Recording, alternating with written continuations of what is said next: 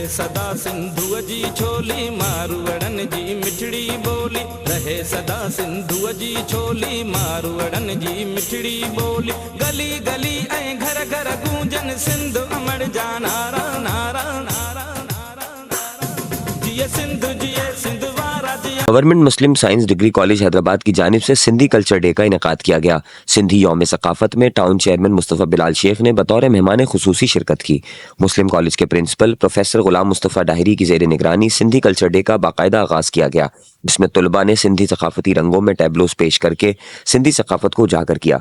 इस मौके पर यूसी वाइस चेयरमैन भगवान दास, प्रोफेसर हमीद अबड़ो, प्रोफेसर जुनैद इब्न सैफ, रेहान अहमद और तलबा की कसीर तादाद मौजूद थी।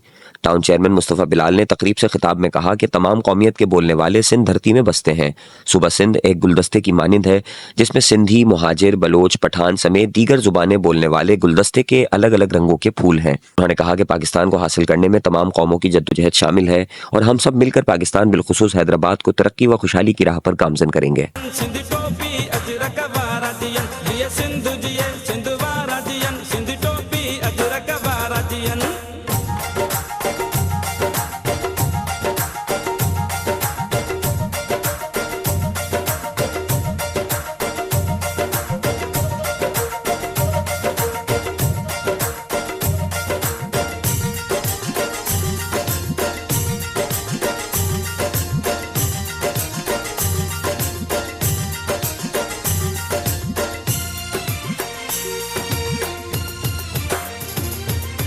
गाह पुटन ऐं पैरूं पचन